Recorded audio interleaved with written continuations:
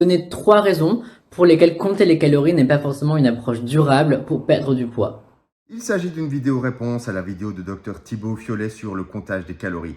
Bonjour Thibaut, on m'a récemment demandé mon avis sur votre vidéo concernant le comptage des calories et pour être honnête, je l'ai trouvé vraiment bizarre à première vue et je me suis demandé si elle traitait vraiment du sujet. Dans celle-ci, vous donnez 3 raisons de ne pas compter les calories. Passons celle-ci en revue. Première raison, nous ne traitons pas tous les calories de la même manière. Il y a des différences entre les individus en termes de métabolisme de dépenses énergétiques. Ici, Thibaut présente une étude d'Hermann Ponzer ayant examiné la dépense énergétique de 6400 individus et met en avant la variabilité interindividuelle dans celle-ci. Cependant, je ne comprends pas pourquoi il s'agirait d'une preuve en défaveur du comptage des calories. S'il met ces données en avant pour affirmer que le comptage des calories ne permet pas de prédire avec exactitude les résultats en termes de perte de poids, c'est complètement tangentiel au sujet traité, qui est de savoir si les approches basées sur le comptage de calories sont plus ou moins efficaces que les autres approches de restriction calorique. Il y a également des différences de vitesse de réaction chimique avec les enzymes, ainsi que des différences en termes de composition de microbiote, qui peuvent influencer le poids. Même si je lui accordais que le microbiote est causalement associé au gain de poids à long terme, ce que je ne lui accorde pas, soit dit en passant, je ne comprends pas vraiment dans quelle mesure ça interagit avec le sujet. À nouveau, ça impliquerait que toute approche de restriction calorique peut être plus ou moins efficace en fonction de l'individu. À ce titre, sans justification sensée, je ne vois pas pourquoi je prendrais cela comme une raison de ne pas compter les calories. Deuxième raison, compter les calories peut amener à des régimes trop restrictifs et contraignants. En affirmant que le comptage des calories peut mener à des régimes trop restrictifs ou contraignants, Thibault a recours à un terme modal décrivant la possibilité. Et en effet, je ne pense pas qu'il soit impossible, sur une quelconque modalité, que le comptage des calories mène à des régimes trop restrictifs ou contraignants, peu importe la définition utilisée pour ces mots.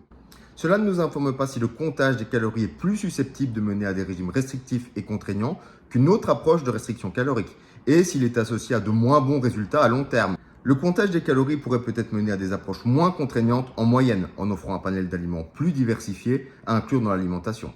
Qui sait, nous attendons que Thibaut présente les données de résultats.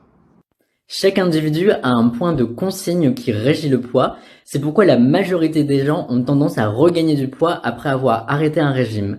De la même manière, c'est tout aussi vrai pour d'autres approches de perte de poids. Sans clarification pour laquelle ce serait uniquement valable pour le comptage des calories, je ne vois pas pourquoi je considérais cela comme un argument en sa défaveur. C'est pourquoi la majorité des gens ont tendance à regagner du poids après avoir arrêté un régime, tout particulièrement pour les régimes restrictifs comme on peut le voir sur ce graphique. Thibault présente une revue systématique ayant examiné les caractéristiques des programmes de perte de poids associés au regain de poids après l'intervention. Les résultats ont révélé qu'une plus grande perte de poids initiale, ce que Thibault nomme comme régime restrictif, était associée à une reprise de poids plus rapide. Ici, il semble réaliser une équivoque entre régime restrictif et approche basée sur le comptage des calories. En effet, parmi ces études, certaines incluaient des approches de substitut de repas, d'autres de l'activité physique, etc. Néanmoins, celles-ci ne semblaient pas impliquer de comptage des calories pour la plupart d'entre elles.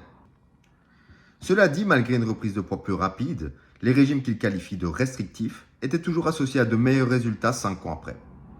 Je ne suis pas particulièrement persuadé que l'association soit causale, étant donné l'hétérogénéité entre les essais. Cependant, si l'on utilise les termes régime restrictif et comptage des calories de manière interchangeable, comme le fait Thibault, on constate que les données qu'il présente ne semblent même pas soutenir sa position, ce qui est assez ironique. Dernier aspect, une étude a présenté des repas soit très transformés soit peu transformés avec le même nombre de calories, et pourtant on a eu des variations de poids avec une prise de poids plus importante pour un régime ultra transformé.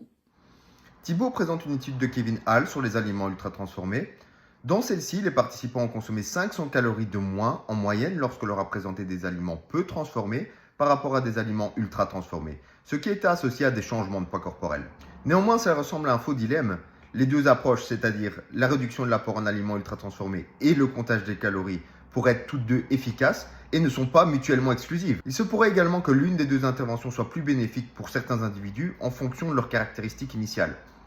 À cet égard, on observe une grande variabilité entre les changements de l'apport calorique entre les deux types d'alimentation dans l'étude citée. En ce qui concerne la perte de poids, le déficit calorique est une composante nécessaire sur une modalité physique. Il existe plusieurs moyens pour atteindre celui-ci. Diminuer l'apport en aliments transformés en est un, compter les calories en est potentiellement un autre, et les deux approches ne sont pas mutuellement exclusives. De manière assez ironique, les deux premières raisons proposées par Thibault pour déconseiller le comptage des calories peuvent équitablement s'appliquer à la réduction de l'apport en aliments ultra transformés. Nous pouvons le voir dans l'argument que j'ai formalisé. Si l'intervention ne donne pas les mêmes résultats chez tout le monde et qu'elle peut mener à des régimes restrictifs, alors l'intervention est de la merde. Diminuer les aliments ultra-transformés ne donne pas les mêmes résultats chez tout le monde, comme le suggère l'étude que Thibault a lui-même partagée. Diminuer les aliments ultra-transformés peut mener à des régimes restrictifs, à moins que Thibault puisse me procurer une modalité impliquant une impossibilité pour cela. Par conséquent, diminuer les aliments ultra-transformés est de la merde.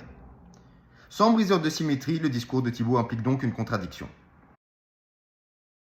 Thibault, en supposant que je sois agnostique sur le sujet de la restriction calorique basée sur le comptage des calories en comparaison à d'autres approches, je ne vois pas de raison de ne pas le rester après visionnage de votre vidéo. À ce stade, il y a plusieurs possibilités. 1. Fournir un défaillant à mes critiques. 2. Concéder que cette vidéo était complètement à côté de la plaque et procurer des données qui traitent vraiment du sujet. 3. Rétracter vos affirmations. Il est important d'écouter son corps et sa faim et de savourer son repas. Merci pour votre écoute, j'espère que vous avez apprécié cette vidéo.